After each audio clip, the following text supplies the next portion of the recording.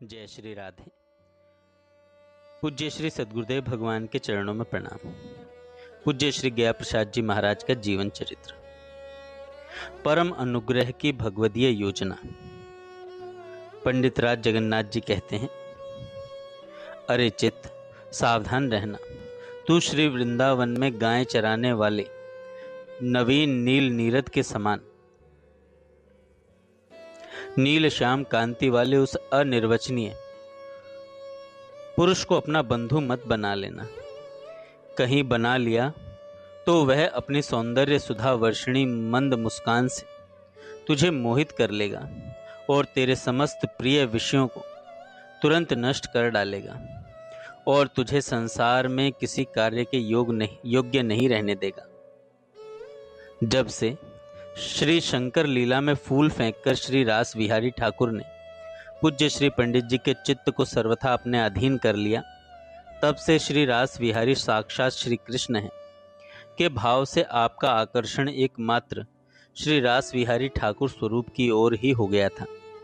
आपकी वृत्ति एकमात्र श्री रास विहारी स्वरूप में ही अटक रही थी। संसार में किसी अन्य प्राणी पदार्थ से कोई प्रयोजन ही नहीं रहा। यहाँ तक कि लीला एवं लीला के किसी अन्य पात्र से भी प्रयोजन नहीं था। प्रायः सब समय आप श्री रास विहारी ठाकुर के साथ ही साथ लगे रहते।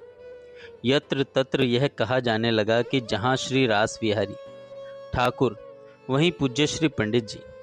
रात्रि में श्री ठाकुर जी के शयन के पश्चात समझाने बुझाने पर विवशता पूर्वक आप घर पर चले जाते और प्रातः श्री रास विहारी ठाकुर के जगने से पहले ही उनके समीप पहुंच जाते। आकर्षण की प्रबलता इतनी अधिक थी कि श्री रास विहारी ठाकुर से एक क्षण की व्युक्ति पूज्य श्री पंडित जी को बेचैन बना देती थी। उनके लिए श्री रास विहारी से अलग रहकर रात्रि व्यतीत करना अत्यंत असहनीय हो जाता था। श्री शंकर लीला के 4 दिन बाद आज श्री उद्धव लीला का आयोजन था। स्वामी श्री लाडली शरण जी स्वयं श्री उद्धव जी बने थे। श्री कृष्ण के द्वारा श्री उद्धव जी ब्रज में भेजे गए। ब्रज में पहुंचकर श्री नंद राय जी, श्री यशोदा जी एवं सखाओं से श्री उद्धव जी का संवाद हुआ। अब इस समय पर मंच श्री उद्धव गोपी संवाद का प्रसंग चल रहा था। मंच पर लीला में आगे चलकर गोपियों की विषम वियोग की स्थिति में उनके प्राणों की रक्षा करने के लिए तथा श्री उद्धव जी को श्री कृष्ण एवं श्री राधा आदि गोपियों के नित्य संयोग का आभास कराने के लिए झांकी होनी थी। इस कारण श्री ठाकुर जी का श्रृंगार बढ़ाया नहीं गया था। वे श्रृंगार गृह में श्री यशोदा मैया की गोद में सिर रखकर लेटे हुए थे। श्री यादराम बाबा श्री यशोदा जी बने थे और श्री लाडली स्वामी के काका श्री तेजा स्वामी श्री नंद बाबा बने थे। श्री नंद बाबा भी श्री ठाकुर जी के समीप ही बैठे थे। श्री नंद बाबा एवं श्री यशोदा मैया भी श्री उद्धव जी को विदाई के समय संदेश देने के हेतु से अपने स्वरूप श्रृंगार में ही थे। पूज्य श्री पंडित जी को लीला से तो कोई प्रयोजन था ही नहीं, अतः आप श्रृंगार गृह में श्री ठाकुर जी के श्री चरण प्रांत में बैठे हुए उनके श्री चरण कमलों का धीरे धीरे संलालन कर रहे थे। इसी समय पूज्य श्री पंडित जी ने अति विनीत स्वर में श्री ठाकुर जी से प्रार्थना करते हुए कहा, मोकू अपने समीप ही श्री वृंदावन में बसाए लेव। यह सुनते ही श्री रास विहारी ठाकुर जी तत्काल अपने हस्त कमल पर अपना सुंदर शीश टेककर मुस्कुराते हुए अध लेटे हो गए और अपनी मेघ गंभीर वाणी में परम अनुग्रह की वर्षा करते हुए बोले, आप जैसे उत्तम अधिकारी के लिए हमारे यहाँ सदैव दरवाजे खुले हैं, जब चाहो तब आ जाओ। इसी समय श्री तेजा स्वामी, जो श्री नंद बाबा के स्वरूप में थे, श्री ठाकुर जी के अति अद्भुत प्रभावकारी आश्चर्यमय वचनों का अनुमोदन करते हुए बोले, पंडित जी, आप पे श्री रास विहारी की कृपा है गई। सचमुच यह घटना अति अद्भुत ही थी। इसका एक विशेष कारण है। श्री ठाकुर जी की अवस्था इस समय अति अल्प थी। इस समय तक श्री ठाकुर जी अधिक पढ़े नहीं थे, मात्र अक्षर ज्ञान था। आगे चलकर पूज्य श्री पंडित जी ने ही उनको पढ़ाया था। फिर ऐसा शुद्ध एवं गंभीर अर्थयुक्त वाक्य अपने श्रीमुख से कैसे बोल गए? यह एक रहस्यपूर्ण तथ्य है। श्री ठाकुर जी इस समय मात्र 9 वर्ष और 7 महीने के बालक थे। बाल्यावस्था को देखकर यह मानना पड़ता है कि उनकी गतिमति साधारण ही थी। साधारण गतिमति वाला बालक ऐसा वाक्य बोल ही नहीं सकता। अनुग्रह की वर्षा करते हुए जैसा आशीर्वाद श्री ठाकुर जी के श्री मुख से प्रस्फुटित हुआ, यह अद्भुत तथ्य ऐसा सोचने और मानने के लिए विवश कर देता है। और श्री ठाकुर जी को भगवद आवेश हो आया था। और यह शब्दावली भगवदीय वाणी है। भगवदीय योजना से ही यह भावपूर्ण प्रसंग श्रृंगार कक्ष में घटित हो गया। श्री रास बिहारी ठाकुर की अति विलक्षण शब्दावली एवं श्री नंद बाबा द्वारा कथित समर्थन के शब्द ज्यों ही श्रवण मार्ग से पूज्य श्री पंडित जी के अंतःकरण में प्रविष्ट हुए, तत्क्षण हृदय के कपाट फट से खुल गए। हृदय में अनिर्वचनीय प्रेम का प्लावन हो गया। भगवदीय आलोक से अंतर उद्भासित हो उठा। सर्वथा आत्मविस्मृति हो गई। इस समय से हृदय की कुछ दूसरी ही अद्भुत अवस्था बन गई। पूज्य श्री पंडित जी के लिए संसार में अब एक रास बिहारी ठाकुर के अतिरिक्त दूसरा कुछ रहा ही नहीं। समस्त वृत्तियां श्री रास बिहारी में लीन हो गई। श्री रास बिहारी के अतिरिक्त अन्य कुछ सूझता ही नहीं था।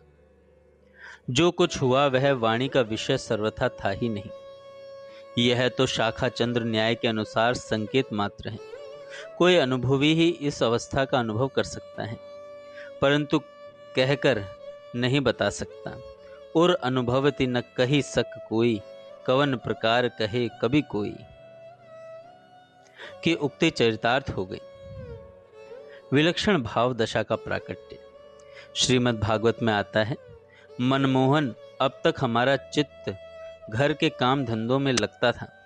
इसी से हमारे हाथ भी उनमें रमे हुए थे, परंतु तुमने हमारे देखते देखते हमारा वह चित्त वंशी बजाकर लूट लिया।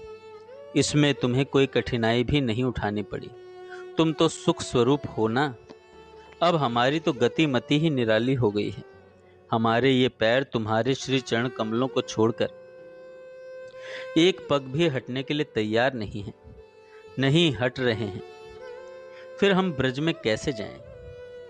श्री रास बिहारी जी ने पूज्य श्री पंडित जी के अंतःकरण पर एकाधिकार कर लिया। अब इस जगत के प्रति सत्यत्व की बुद्धि का सर्वथा परिहार हो गया। शरीर एवं संसार की सर्वथा विस्मृति हो गई। अपना पराया मान अपमान निंदा स्तुति भूत भविष्य से अतीत हो गए। पूज्य श्री पंडित जी किसी के आने जाने का उन्हें कुछ भान नहीं रहता। उनके समस्त जागतिक व्यवहार में सर्वथा परिवर्तन परिलक्षित होने लगा। पूज्य श्री पंडित जी कान्य कुब्ज ब्राह्मण थे। अन्य ब्राह्मणों के हाथ का भी बनाया हुआ भोजन नहीं करते थे। कोई अपने घर पर प्रेम पूर्वक निमंत्रण करे तो भी कहीं खान पान का व्यवहार नहीं रखते थे। पर अन्न के एक कण के स्पर्श से भी बचना चाहते थे। परंतु अब आचार विचार व्यवहार में लोकोत्तर परिवर्तन समाविष्ट हो गया था।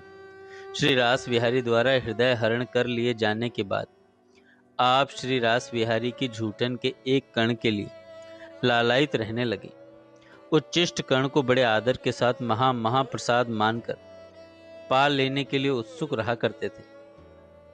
उनके श्री चरणों को जिस जल से प्रक्षालित किया जाता, उस जल को श्री गंगा जल से भी अधिक महिमान्वित समझकर पान करने लगे। उनके चर्बित तांबूल की पीक प्राप्त कर अपरिमित आनंद की अनुभूति होती थी। पीक प्रसादी प्राप्त करके स्वयं को सौभाग्यशाली समझने लगे। श्री रास बिहारी के सानिध्य में आपको साक्षात श्री कृष्ण की सुख अनुभूति होती थी। इस विस्मयकारी परिवर्तन की संपूर्ण हाथरस में चर्चा होने लगी। यह अद्भुत परिवर्तन कर्मकांडी अहम मन्य लोगों के लिए शंका का विषय बन गया, परंतु इस परिवर्तन के प्रति भावुक भक्तों एवं भगवत प्रेमियों के मस्तक नत थे। श्री हरि भक्तों के अंतर में आपके प्रति अपार सम्मान एवं श्रद्धा का भाव लहरा रहा था। नियम मर्यादाओं का बांध टूट गया। समस्त साधन पाठ पूजन कथा कीर्तन को छोड़ा नहीं, अपितु वे स्वयं छूट गए। कुछ भी करने का ध्यान नहीं रहा। बड़ी ही विचित्र अवस्था थी। एकमात्र श्री रास विहारी में ही चित्त निरंतर आविष्ट रहता था। समस्त वृत्तियों से श्री रास विहारी का ही संस्पर्श होने लगा। सारा संसार श्री रास विहारी में सिमट गया। श्री रास विहारी से ही खेलना, हंसना, रोना तथा श्री रास विहारी के लिए ही समस्त क्रियाकलाप, प्रलाप विलाप होने लगे। अन्य कुछ सूझता ही नहीं था। एक क्षण श्री रास विहारी से अलग होना सर्वथा असहनीय था। कभी आप महान पंडित, यशस्वी, संयमी, त्यागी एवं भजनानंदी महापुरुष थे। अब आप श्री रास विहारी स्वरूप श्री कृष्ण में आसक्त चित्त थे। आसक्ति होते ही सब कुछ प्रेम के प्रबल प्रवाह में बह गया। जीवन में एकमात्र दीनता, विवलता, विकलता शेष रह गई। कोई क्या कहेगा, क्या समझेगा, इसकी कोई चिंता ही नहीं रही। चिंता या चिंतन करने वाला चित्त, संकल्प करने वाला मन, विचार करने वाली बुद्धि, आत्मस्मृति रखने वाला अहम, सबके सब श्री कृष्ण में हो गए। संपूर्ण अस्तित्व श्री कृष्ण रूप माधुरी के अगाध समुद्र में सर्वथा निमग्न हो गया। आपके अंतःकरण की स्थिति सर्व श्री कृष्णमयम जगत वाली बन गई। कहीं दर्शन करने जाते तो मंदिर में प्रतिमा के स्थान पर श्री रास विहारी ही दिखाई पड़ते। जहां जहां दृष्टि जाती वहीं वहीं केवल श्री रास विहारी ही दृष्टिगोचर होते। हृदय में एकमात्र श्री रास विहारी ही समा गए थे। दूसरा कुछ था ही नहीं।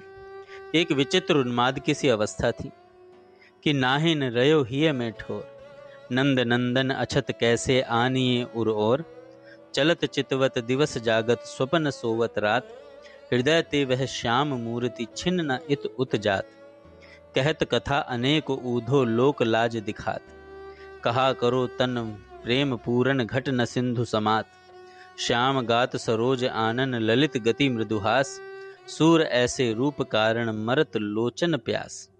इस विलक्षण भाव दशा का कुछ संकेत यदा कदा स्वयं पूज्य श्री पंडित जी के द्वारा दिया गया है, जो आपके ही शब्दों में है। पूज्य पंडित जी कहते, मोकू जब श्री रास विहारी ने पकड़ लियो, तब मोकू सर्वत्र श्री रास विहारी ही रास विहारी दिखाई पड़ते। इनके अतिरिक्त मेरे लिए संसार में दूसरों कछु रह ही नहीं गयो। एक प्रकार से सर्वथा पागलपन है गयो। इनके बिना एक एक क्षण, एक एक कल्प के समान व्यतीत हो तो अत्यंत व्याकुलता रहती, जो वर्णन सो सर्वथा परे की वस्तु है। जब हम श्री रास विहारी द्वारा पकड़े गए तो हमें भान नहीं रहो कि कौन आयो कौन गयो, कौन अपनो है कौन परायो। न मान न अपमान, निरंतर एक श्री रास विहारी में ही चित्त अटक गयो। यह मेरे जीवन में एक नई घटना भई थी। श्री रास विहारी बन के गए, स्वयं पकड़ के ले आए। जब पकड़े है तो ऐसे पकड़े कि वाह समय की दशा को कह के नाय बतायो जा सके। शरीर को, संसार को नेकहूं होश नहीं रहो। एकमात्र चित्त इनमें ही फंस गयो। दूसरी ओर चित्त की वृत्ति कहूं रही ही नहीं। हमें जो कछु मिलो है श्री रास विहारी सो ही मिलो है। जा समय श्री रास विहारी ने हमको पकड़ो, वह समय हमारे लिए दूसरों सो कोई काम ही नहीं रहो। श्री रास लीला में हूँ एकमात्र उनसों ही काम रहो। कहूँ दर्शन करवे जाए तो ये ही देखें, अन्यत्र कहूँ जाए तो ये ही देखें। आँखन में ही ये समाये गए। एक क्षण इनसों अलग रहनो असहनीय है गयो।